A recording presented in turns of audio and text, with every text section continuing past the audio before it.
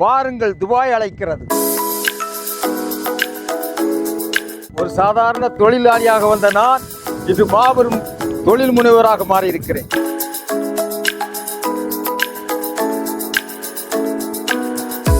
என் அன்பு தமிழ் நெஞ்சங்களே, எல்லோருக்கும் வணக்கம். நான் அமீரகத்தில் உள்ள துபாய் பாலைவனத்தில் நான் நின்று கொண்டிருக்கிறேன். இந்த இனிய மாலை பொழுதில் நான் உங்களை இந்த காணொளி வழியாக சந்திப்பதில் மகிழ்ச்சி அடைகிறேன். இதோ பாருங்கள், பவுடர் போன்று இருக்கிற இந்த பாலைவனத்தை உருவாக்கியதில் நம்முடைய தமிழர்களுடைய பங்கு மிக அருமையானது, அளப்பரியது, மதிப்பிட முடியாது, விலை மதிப்பற்றது. காரணம், அந்த தமிழர்கள் இங்கு வந்து வேலை செய்வதற்குள்ள வாய்ப்புகளை, சந்தர்ப்பங்களை இந்த ஆட்சியாளர்கள், துபாய் ஆட்சியாளர்கள் கொடுத்தார்கள்.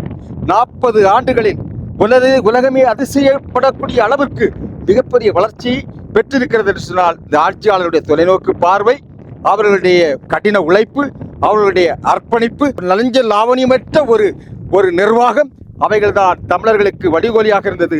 தமிழர்களை உற்சாகப்படுத்தியது. தமிழர்கள் நன்றாக வேலை செய்தார்கள், கடின உழைப்பு உழைத்தார்கள், செந்நீரும் கண்ணீரும் சிந்தி இந்த நாட்டை உருவாக்குவதற்கு உண்மையிலே நம்முடைய தமிழர்கள் அர்ப்பணிப்பு உணர்வோடு வேலை செய்தார்கள். எனவேதான் உலகம் போற்றுகின்ற மாபெரும் நகரமாக இன்று துபாய் வளர்ந்திருக்கிறது. இங்கு வந்த ஒவ்வொரு தமிழருக்கு பின்னாலும் ஒரு மிகப்பெரிய கண்ணீர் கதை உண்டு.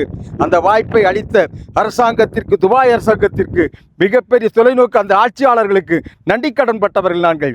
உண்மையிலே பாராட்ட வேண்டும். மிகப்பெரிய அற்புதமான சிட்டியில் வாழ்கிற போது அங்கே ஜாதி இல்லை, மத துவேஷம் இல்லை, அல்லது மொழி எதுவும் ஏற்றத்தாழ்வுகள் இல்லை. எல்லோரும் சமமான மனிதர்கள், எல்லோரும் மகிழ்ச்சியாக வாழ முடியும், சந்தோஷமாக வாழ முடியும், எல்லாம் பெற்று வாழ முடியும். டிஸ்கிரிமினேஷன் இல்லை, எந்தவித ஏற்றத்தாழ்வும் இல்லை. எல்லா வசதியும், கொண்டுமில்லாத இந்த பூமியில் எல்லாம் கிடைக்கிறது.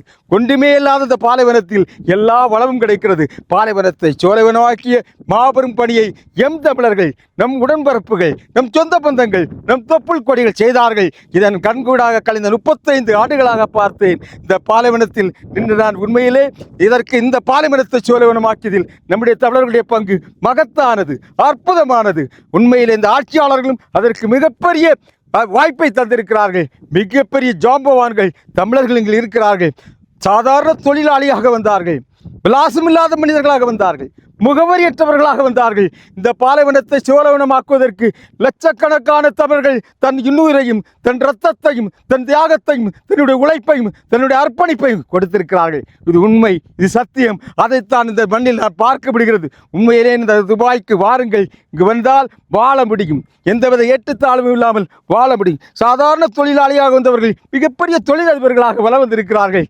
எனவே அவர்களை பாராட்டு இந்த நேரத்தை நினைத்து பார்க்கிறேன். இதற்கு இந்த அரசாங்கத்திற்கு நன்றி கடன் பட்டவர்கள்.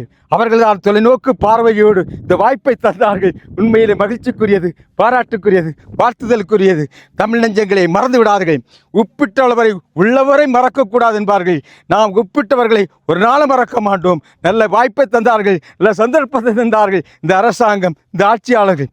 இன்று உலக பரப்பில் மிகப்பெரிய 9 நகரங்களில் சந்தோஷமாக, happiest city in the world, உலகத்தில் வாழ தகுதி உள்ள ஒரு நகரம் அமீரகம், துபாய் என்று சொல்லக்கூடிய அளவுக்கு நாம் வளர்ந்திருக்கிறோம் என்று சொன்னால் அது நம்முடைய தமிழர்களுடைய உழைப்பும் இந்த அரசாங்கம் நமக்கு தந்த வாய்ப்பு தான். நன்றி. வாருங்கள், மகிழ்ச்சியாக இங்கே வாழுங்கள், வாய்ப்புகளை பயன்படுத்திக் கொள்வோம்.